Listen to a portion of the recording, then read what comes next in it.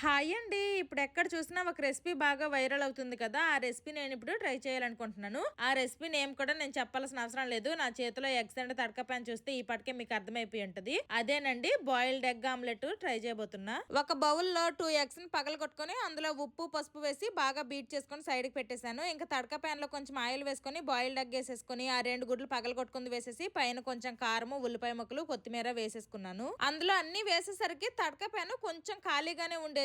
కానీ ఎగ్స్ ఉడికే కొద్దీ మంచిగా పైకి పొంగాయి. ఇంకా అది టర్న్ చేసేటప్పుడు మాత్రము అష్ట కష్టాలు పడ్డాను. అది మంచిగా టర్న్ అవ్వదు. ఇంకా ఎగ్ బుర్జీ చేసేయాల్సి వస్తుందేమో అనుకున్నాను. కానీ ఫైనల్ గా ఎలాగోలా కష్టపడి టర్న్ చేశాను. టర్న్ చేసిన తర్వాత కూడాను ఫైనల్ గా కొన్ని ఉల్లిపాయ ముక్కలు అలాగే కొత్తిమీర వేసేసి కాసేపు ఉడికించిన తర్వాత ఇంకా స్టవ్ ఆఫ్ చేసేసాను. ఎవరైనా ఈ రెసిపీ ట్రై చేయాలనుకుంటే మాత్రం కొంచెం పెద్ద తడక పాన్ లో ట్రై చేయండి. అప్పుడు మంచిగా వస్తుంది. ఇంక ఇప్పుడు టేస్టింగ్ టైము నేనైతే చిన్న ముక్క తీసుకొని తిన్నాను. నాకైతే ఆమ్లెట్ తిన్న ఫీలే వచ్చింది. ఏమో బాయిల్డ్ ఎగ్ తో సహా మొత్తం తింటే మంచిగా టేస్ట్ అనిపిస్తుందేమో అనేసి అలా కూడా ట్రై చేసిన.